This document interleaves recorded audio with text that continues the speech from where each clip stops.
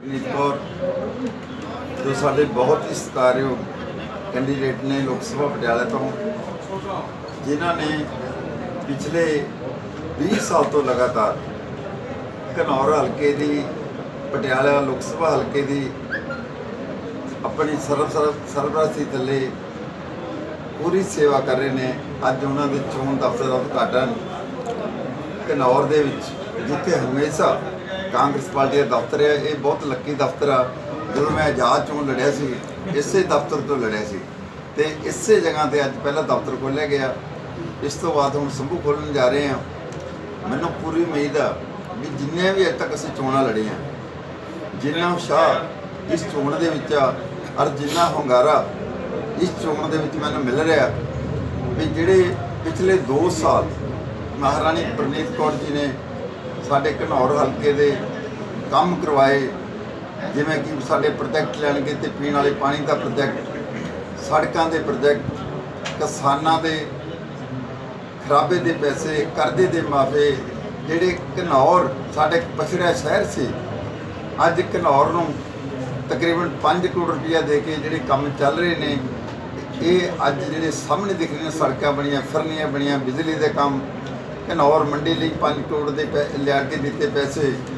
ਅੱਜ ਘਨੌਰ ਸ਼ਹਿਰ ਦੇ ਵਿੱਚ, ਜਿਹੜਾ ਇੱਕ ਛੋਟਾ ਸ਼ਹਿਰ ਸੀ ਜਿੱਥੇ ਹਸਪੀਟਲ ਦੀ ਬਹੁਤ ਡਿਮਾਂਡ ਸੀ, ਜਦੋਂ ਮੈਂ ਮਿਲਣਾ ਘਨੌਰ ਆ ਕੇ ਇੱਕ ਵਾਰ ਡਾਕਟਰ ਨੇ ਜੀ ਇੱਥੇ ਹਸਪੀਟਲ ਦਾ ਬਹੁਤ ਮਾੜਾ ਹਾਲ ਆ। ਅੱਜ 50 ਬੈੱਡ ਦਾ ਹਸਪੀਟਲ ਬਣਨ ਜਾ ਰਿਹਾ, ਜਿਹੜਾ ਪਿਛਲੇ ਸਾਲ ਪਾਸ ਹੋਇਆ ਸੀ, ਪਰ ਡਰਾਇੰਗਾਂ ਪਾਸ ਹੁੰਦਿਆਂ ਨੂੰ, ਸੈਂਕਸ਼ਨ ਹੁੰਦਿਆਂ ਨੂੰ ਇਹ ਸਾਲ ਸਾਡਾ ਲੰਘ ਗਿਆ। ਇਹ ਚੋਣਾਂ ਤੋਂ ਬਾਅਦ ਸ਼ੁਰੂ ਹੋਣ ਜਾ ਰਿਹਾ। ਇੱਥੇ ਇੱਕ ਡਿਮਾਂਡ ਸੀ ਕੁੜੀਆਂ ਦੇ +2 ਦੇ ਸਕੂਲ ਦੀ, ਜਿੱਥੇ ਕੁੜੀਆਂ ਸਾਡੀਆਂ ਬੇਟੀਆਂ 30-30 ਕਿਲੋਮੀਟਰ ਬਾਹਰ ਜਾਂਦੀਆਂ ਸੀ ਜਾਂ 10ਵੀਂ ਤੋਂ ਬਾਅਦ ਘਰੇ ਬਿਠਾ ਲੈਂਦੇ ਸੀ। ਅੱਜ ਉਹਨਾਂ ਲਈ ਇੱਕ ਕੁੜੀਆਂ ਲਈ ਸਕੂਲ ਖੋਲ੍ਹਣ ਜਾ ਰਿਹਾ। ITI ਇੱਥੇ ਸਾਡੇ ਇੰਡਸਟਰੀ ਬਹੁਤ ਆਈ, ਪਰ ITI ਨਹੀਂ ਸੀ ਜਿੱਥੇ ਬੱਚੇ ਪੜ੍ਹਦੇ। ਅੱਜ ITI ਖੁੱਲ੍ਹਣ ਜਾ ਰਹੀ ਆ। ਇਹਦੇ ਕਰਕੇ ਅੱਜ ਘਨੌਰ ਦੇ ਵਿੱਚ ਮਹਾਰਾਣੀ ਪ੍ਰਨੀਤ ਕੌਰ ਦਾ ਪੂਰਾ ਡੰਕਾ ਵੱਜਿਆ ਹੋਇਆ। ਹਰ ਬੰਦਾ ਕਹਿੰਦਾ ਵੀ ਜੋ ਇਹ 2 ਸਾਲਾਂ 'ਚ ਕੰਮ ਹੋਏ ਆ, ਪਿਛਲੇ 10 ਸਾਲਾਂ ਤੋਂ ਕੰਮ ਨਹੀਂ ਹੋਏ। ਜਦੋਂ ਪਹਿਲਾਂ ਵੀ ਸਾਡੀ ਸਰਕਾਰ ਸੀ, ਉਦੋਂ ਵੀ ਮਹਾਰਾਣੀ ਸਾਹਿਬ ਨੇ ਇਸ ਹਲਕੇ ਦੇ ਕੰਮ ਕਰਵਾਏ ਸੀ, ਨੁਹਾਰ ਬਦਲੇ ਸੀ, ਪਰ 10 ਸਾਲਾਂ 'ਚ ਇਲਾਕਾ ਬਿਲਕੁਲ ਪਿਛੜ ਚੁੱਕਿਆ ਸੀ।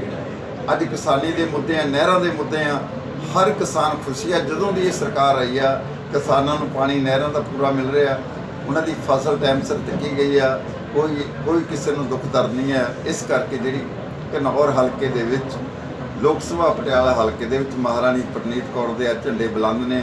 ਕੈਪਟਨ ਅਮਰਿੰਦਰ ਸਿੰਘ ਜਿਹੜਾ ਨੇ ਪੰਜਾਬ ਨੂੰ ਮੁੱਖ ਮੰਤਰੀ ਬਣ ਕੇ ਇੱਕ ਵਧੀਆ ਇੱਕ ਰਾਜ ਦਿੱਤਾ, ਜਾਂ ਮੈਂ ਕਹਿੰਦਾ ਜਿਵੇਂ ਬਾਦਲ ਸਾਹਿਬ ਕਿਹਾ ਕਰਦੇ ਸੀ, ਮੈਂ ਸੇਵਾ ਕਰਦਾ, ਉਹਦਾ ਮੇਵਾ ਖਾਂਦਾ ਸੀ, ਪਰ ਮਹਾਰਾਜ ਸਾਹਿਬ ਨੇ ਅਸਲੀ ਸੇਵਾ ਕਰਕੇ ਇੱਕ ਇਤਿਹਾਸ ਰਚਿਆ ਪੰਜਾਬ ਦਾ। ਜਦੋਂ ਪੰਜਾਬ ਬਿਲਕੁਲ ਖਾਲੀ ਹੋ ਚੁੱਕਿਆ ਸੀ, ਪੰਜਾਬ ਕੋਲ ਧੇਲਾ ਨਹੀਂ ਸੀ, ਇੱਕ ਤਨਖਾਹ ਦੇਣ ਨੂੰ ਪੈਸੇ ਨਹੀਂ ਸੀ।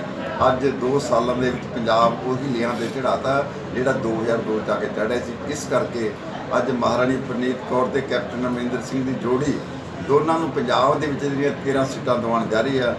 ਸੈਂਟਰ ਦੇ ਵਿੱਚ ਰਾਹੁਲ ਗਾਂਧੀ ਤੇ ਪ੍ਰਿੰਕਾ ਗਾਂਧੀ ਦੀ ਜੋੜੀ, ਇਹ ਦੋਵੇਂ ਜੋੜੀਆਂ ਨੇ ਜਿਹੜਾ ਕਾਂਗਰਸ ਨੂੰ ਖਿਲਾਰਾ ਦਿੱਤਾ। ਅੱਜ ਪੰਜਾਬ ਕਰਕੇ ਤੇ ਪੂਰੇ ਹਰਿਆਣੇ 'ਚ ਕਾਂਗਰਸ ਦਾ ਪੂਰਾ ਬੋਲਬਾਲਾ। ਜਿੱਥੋਂ ਕਹਿੰਦੇ ਵੀ 4-5 ਸੀਟਾਂ ਹਰਿਆਣੇ 'ਚ ਆ ਰਹੀਆਂ, ਮੈਨੂੰ ਲੱਗਦਾ ਵੀ 12 ਤਰੀਕ ਤੱਕ ਉਹ ਵੀ 10 ਸੀਟਾਂ ਕਾਂਗਰਸ ਨੂੰ ਆ ਰਹੀਆਂ। ਪੰਜਾਬ ਦੀਆਂ 13 ਦੀਆਂ 13। ਤੇ ਕੈਪਟਨ ਸਾਹਿਬ ਨੇ ਸ਼ੁਰੂਆਤ ਕੀਤੀ ਸੀ ਕਾਂਗਰਸ ਨੂੰ ਉੱਪਰ ਚੱਕਣ ਦੀ। ਕੈਪਟਨ ਸਾਹਿਬ ਦਾ ਜਿਹੜਾ ਸਤਾਰਾ ਬਹੁਤ ਵਧੀਆ, ਤੇ ਉਹਦਾ ਸਾਰਾ ਕੁਝ ਜਿਹੜਾ ਕੰਮ ਕਰਨ ਦਾ ਢੰਗ ਤਰੀਕਾ ਸਾਡੇ ਦੇਸ਼ ਨੂੰ ਪਤਾ। ਜਦੋਂ ਵੀ ਲੋਕ ਸਭਾ ਦੀ ਚੋਣ ਪਹਿਲਾਂ ਅੰਮ੍ਰਿਤਸਰ ਤੋਂ ਲੜੀ ਸੀ, ਉਹਨੇ ਇੱਕ ਇਤਿਹਾਸ ਰਚਿਆ ਸੀ। ਉਸੇ ਇਤਿਹਾਸ ਨੂੰ ਦੇਖਦੇ ਹੋਏ ਅੱਜ ਪੂਰੇ ਹਿੰਦੁਸਤਾਨ ਦੇ ਵਿੱਚ ਕੈਪਟਨ ਸਾਹਿਬ ਦਾ ਪੂਰਾ ਬੋਲਬਾਲਾ। ਇਸ ਕਰਕੇ ਅੱਜ ਕਾਂਗਰਸ ਆਪਣੇ ਪੈਰਾਂ 'ਤੇ ਖੜੀ ਹੋਈ ਆ ਔਰ ਦੇਸ਼ ਦੇ ਵਿੱਚ ਸਰਕਾਰ ਬਣਾਉਣ ਜਾ ਰਹੀ ਹੈ, ਜਿਹੜੀ 23 ਮਈ ਨੂੰ ਸਾਡੀ ਕਾਂਗਰਸ ਦੀ ਸਰਕਾਰ ਸਾਡੇ ਦੇਸ਼ ਦੇ ਵਿੱਚ ਬਣਾਉਣੀ। ਆਪਣਾ ਜਿਹੜਾ ਘਨੌਰ ਹਲਕੇ 'ਚ ਮੁੱਖ ਮੁਕਾਬਲਾ ਕਿਸ ਨਾਲ ਦੇਖਦੇ ਹੋ? ਸਾਡਾ ਜਿਹੜਾ ਮੁੱਖ ਮੁਕਾਬਲਾ ਸ਼੍ਰੋਮਣੀ ਅਕਾਲੀ ਦਲ ਨਾਲ, ਉਹ ਇਸ ਕਰਕੇ ਆ ਵੀ ਅਕਾਲੀ ਦਲ ਦਾ ਹਰ ਪਿੰਡ ਦੇ ਵਿੱਚ ਵਰਕਰ ਆ। ਜਿਹੜਾ ਸਾਡਾ ਡਾਕਟਰ ਸਾਹਿਬ ਨੇ, ਗਾਂਧੀ ਜੀ, ਇਹਨਾਂ ਨੇ ਪਹਿਲਾਂ ਇਲਾਕੇ ਨੂੰ MP ਜ਼ਰੂਰ ਬਣਾਇਆ, ਲੋਕਾਂ ਨੇ ਬੜੀ ਮਿਹਨਤ ਕਰੀ, ਆ ਕੇ ਉਹਨੇ ਵੜਿਆ ਸੀ, ਪਰ ਉਹਨੇ 5 ਸਾਲਾਂ 'ਚ ਮੁੜ ਕੇ ਹਲਕੇ 'ਚ ਵੜਿਆ ਨਹੀਂ। ਇਸ ਕਰਕੇ ਉਹਨੂੰ ਲੋਕੀ ਠੱਗਿਆ ਜਾਂ ਮਹਿਸੂਸ ਕਰਦੇ ਨੇ ਡਾਕਟਰ ਗਾਂਧੀ ਨੂੰ, ਵੀ ਇੱਕ ਝੂਠਾ ਜਿਹਾ ਬੰਦਾ, ਗੱਲ ਕੋਈ ਕਰਦਾ ਨਹੀਂ। ਤੇ ਅੱਜ ਉਹ ਬਿਲਕੁਲ ਪਿੱਟ ਚੁੱਕਿਆ। ਤੇ ਚੌਥੇ ਨੰਬਰ ਤੇ ਸਾਡੇ ਝਾੜੂ ਜਾਊਗਾ, ਪਹਿਲੇ ਨੰਬਰ ਤੇ ਕਾਂਗਰਸ, ਦੂਜੇ ਤੇ ਅਕਾਲੀ ਦਲ, ਤੀਜੇ ਤੇ ਡਾਕਟਰ ਗਾਂਧੀ, ਚੌਥੇ ਤੇ ਨੀਨਾ ਮਿੱਤਲ। ਇਸ ਕਰਕੇ ਮੈਂ ਕਹਿੰਦਾ ਵੀ ਜਿਹੜਾ ਸਾਡਾ ਮੁੱਖ ਮੁਕਾਬਲਾ ਉਹ ਹੈਗਾ ਮਹਾਰਾਣੀ ਪ੍ਰੀਤ ਕੌਰ ਦਾ ਰਖੜੇ ਦਾ। ਪਰ ਮਹਾਰਾਣੀ ਸਾਹਿਬ ਨੂੰ ਘੱਟੋ ਘੱਟ ਮੈਂ ਕਹਿ ਸਕਦਾ 55-60% ਵੋਟ ਇਕੱਲੀ ਨੂੰ ਪੈਣੀ ਆ।